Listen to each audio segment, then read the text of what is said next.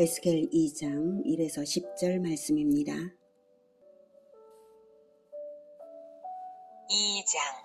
그가 내게 이르시되 인자야 내 발로 일어서라 내가 내게 말하리라 하시며 그가 내게 말씀하실 때 그 영이 내게 임하사 나를 일으켜 내 발로 세우시기로 내가 그 말씀하시는 자의 소리를 들으니 내게 이르시되 인자야 내가 너를 이스라엘 자손 곧 패역한 백성 나를 배반하는 자에게 보내노라. 그들과 그 조상들이 내게 범죄하여 오늘까지 이르렀나니 이 자손은 얼굴이 뻔뻔하고 마음이 굳은 자니라. 내가 너를 그들에게 보내노니 너는 그들에게 이르기를 주 여호와의 말씀이 이러하시다 하라. 그들은 패역한 족속이라. 그들이 듣든지 아니 듣든지 그들 가운데에 선지자가 있음을 알지니라. 인자야 너는 비록 가시와 찔레와 함께 있으며 전갈 가운데에 거주할지라도 그들을 두려워하지 말고 그들의 말을 두려워하지 말지어다. 그들은 패역한 족속이라도 그 말을 두려워하지 말며 그 얼굴을 무서워하지 말지어다. 그들은 심히 패역한 자라. 그들이 듣든지 아니 듣든지 너는 내 말로 고할지어다. 사랑하는 형제 여러분, 5월 11일 목요일 저녁 묵상에 오신 것을 환영합니다. 에스겔이 선지자로 소명을 받는 기사가 1장에서부터 시작되었습니다.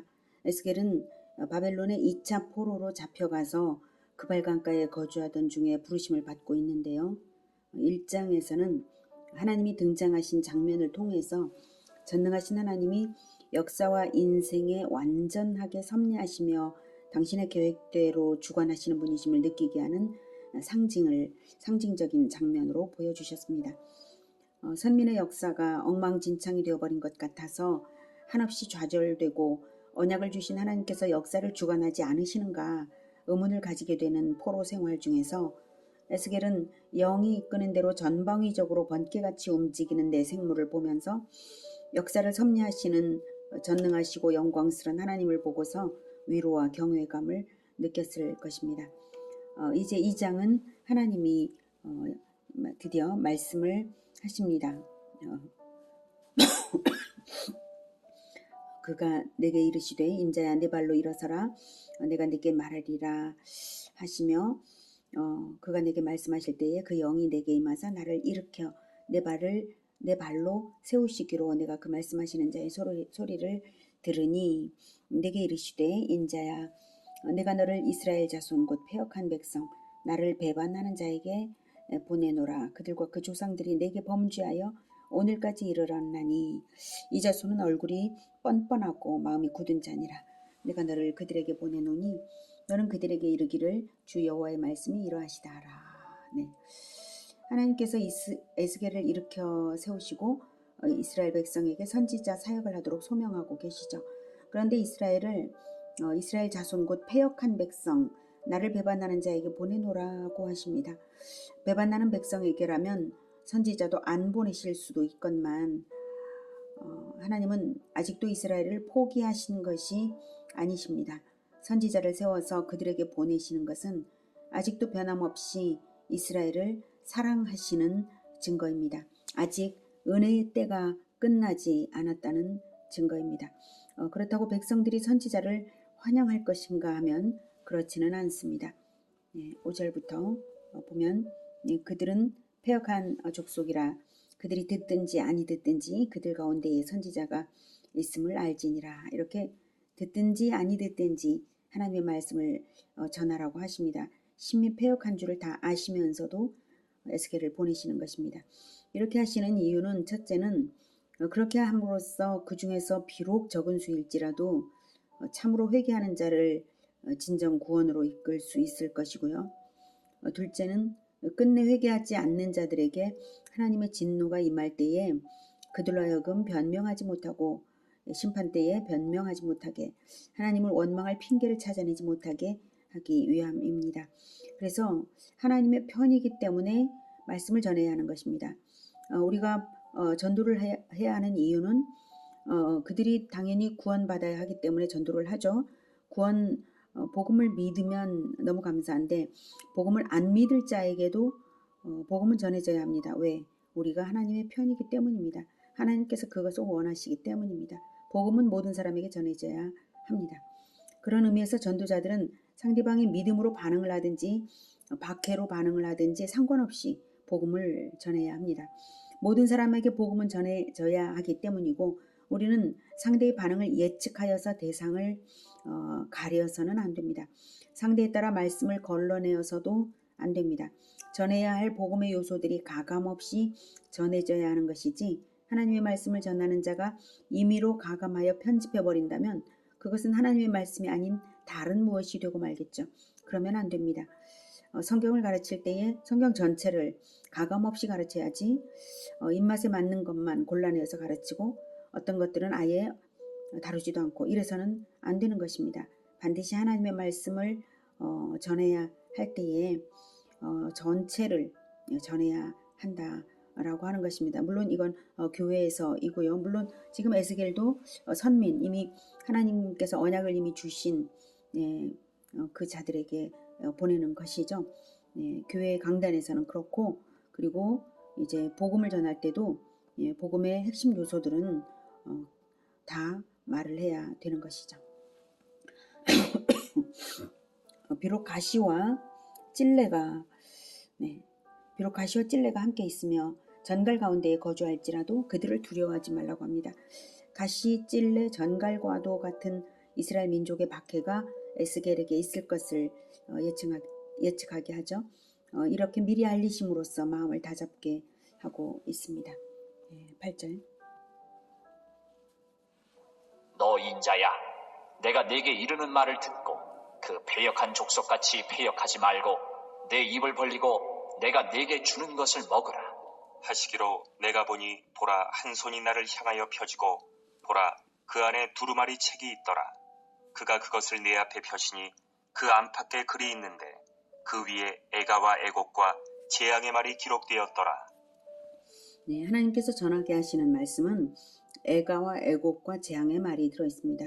그런데 명령을 하시면서 하나님은 8절에 너 인자야 내가 내게 이르는 말을 듣고 그 패역한 족속같이 패역하지 말라고 하십니다. 이 말씀으로 짐작하건대 에스겔은 남들보다 특별히 거룩해서 부르심을 입은 것이 아닙니다. 그저 하나님의 주권으로 소명되고 있다는 것을 알 수가 있죠. 누군가는 하나님의 말씀을 전해야 하므로 그 누군가가 바로 에스겔인 것이죠. 우리도 하나님께서 소명하셔서 복음화 제자화 사명을 우리 모든 그리스도인들에게 주셨습니다. 우리가 어떠해서가 아니라 복음을 모든 민족에게 전해야 하기 때문에 우리를 소명하신 것입니다. 그러므로 소명받았다는 것 자체가 무슨 완장이나 감투가 될 수 없고 오직 패역하지 말고 입을 벌리고 주시는 것을 먹으라는 대로 말씀을 받아 먹어야 할 것입니다. 9절 내가 보니 보라 한 손이 나를 향하여 펴지고 보라 그 안에 두루마리 책이 있더라. 그가 그것을 내 앞에 펴시니 그 안팎에 글이 있는데 그 위에 애가와 애곡과 재앙의 말이 기록되었더라. 보통 두루마리에는 글을 기록할 때에 한쪽 면만을 사용합니다. 두루마리 양면 안팎에 모두 말씀이 기록된 것은 특이하죠. 이것은 하나님께서 이스라엘 백성에게 선포하실 책망, 징계의 메시지가 매우 방대하다는 것과 또 에스겔에게 주시는 메시지가 하나님의 의도를 충분히 기록한 것임을 알게 합니다. 이 두루마리가 무엇인지를 요한계시록이 말해주고 있는 부분이 있습니다. 요한계시록 5장 1에서 10절 듣겠습니다. 5장 내가 봄에 보좌에 앉으신 이의 오른손에 두루마리가 있으니 안팎으로 썼고 7인으로 봉하였더라. 또 봄에 힘있는 천사가 큰 음성으로 외치기를 누가 그 두루마리를 펴며 그 이를 떼기에 합당하냐? 하나 하늘 위에나 땅 위에나 땅 아래에 능히 그 두루마리를 펴거나 보거나 할 자가 없더라.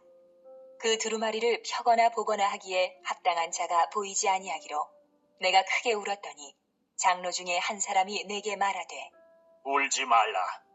유대지파의 사자 다윗의 뿌리가 이겼으니 그 두루마리와 그 7인을 떼시리라 하더라. 내가 또 보니 보좌와 네 생물과 장로들 사이에 한 어린 양이 서 있는데 일찍이 죽임을 당한 것 같더라. 그에게 7뿔과 7 눈이 있으니 이 눈들은 온 땅에 보내심을 받은 하나님의 7 영이더라. 그 어린 양이 나아와서 보좌에 앉으신 이의 오른손에서 두루마리를 취하시니라. 그 두루마리를 취하심에 네 생물과 24 장로들이 그 어린 양 앞에 엎드려 각각 검은고와 향이 가득한 금 대접을 가졌으니 이 향은 성도의 기도들이라.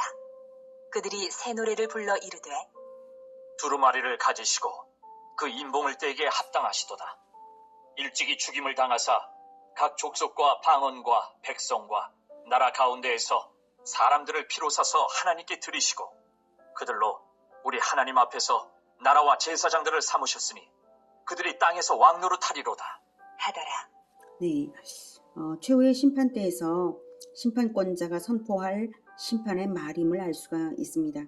그 두루마리의 인봉을 뗄 자격이 있는 자, 즉 심판권자가 될 자가 아무도 없는데 오직 다윗의 뿌리, 즉 예수 그리스도께서 그 자격을 갖추었고 그 자격을 갖춘 근거는 바로 두루마리를 가지시고 그 인봉을 떼기에 합당하신 근거는 일찍이 죽임을 당하사 각 족속과 방언과 백성과 나라 가운데서 사람들을 피로 사서 하나님께 드리시고 그들로 우리 하나님 앞에서 나라와 제사장들을 삼으셨기 때문에 그 자격을 갖추신 것입니다. 즉 십자가 대속의 사역으로서 자기 피로 사람들의 죄값을 치러서 하나님께 올려드림으로써 그 사람들이 하나님 앞에서 나라와 제사장들이 되게 하셨으므로 심판권을 확보하신 것입니다. 그러므로 하나님의 말씀을 맡아서 가르치고 전도하는 역할을 맡은 우리들의 사역이 우리 주 예수님을 심판권자가 되게 하는 동역임을 알 수가 있습니다. 구속사의 흐름은 하나님께서 우리를 동역자로 세우셔서 그 심판의 때가 되기까지 이끌어가고 계신 것입니다. 지금 에스겔도 그렇게 동역자로서 소명받고 있는 것입니다. 모든 그리스도인들을 예수님은 아무든지 누구든지 부르셨습니다. 날마다 자기를 부인하고 십자가를 지고 따른다면 예수 제자라고 아무든지 따라오라, 누구든지 따라오라고 하셨습니다. 이때 자기를 부인하는 것은 자기가 하고 싶은 말을 선포하는 것이 아니라 오직 하나님의 말씀을 전해야 한다는 점, 그것이 가장 중요한 자기 부인일 것입니다. 이 점에서 자기 부인이 이루어지지 않는다면, 말하는 메시지에서 자기 부인이 이루어지지 않는다면 우리는 하나님의 일꾼이라고 결코 말할 수 없고 예수 제자도 아닙니다. 오늘은 에스겔을 소명하시는 하나님께서 패역한 백성들이 듣든지 아니 듣든지 오직 하나님의 말씀을 전하라고 하시며 애곡과 재앙의 말이 가득한 두루마리를 먹으라 하시는 장면을 보았습니다. 하나님의 말씀을 가감없이 진실하게 전하기 위하여 더욱 말씀을 잘 먹는 우리 모두가 되기를 기원합니다. 기도하겠습니다. 심판주이신 하나님, 그리고 또한 그 심판의 때까지 사람들을 구원하는 일을 우리에게 동역자로 부르셔서 함께하게 하시는 우리 주 하나님을 찬양합니다. 우리 주 예수님, 자기 피로 우리를 사셨습니다. 그래서 나라와 제사장들을 삼으셨습니다. 하나님, 우리가 하나님의 나라를 이루고 제사장적 존재로서 하나님의 말씀을 맡아 가르치고 또한 복음을 전하겠습니다.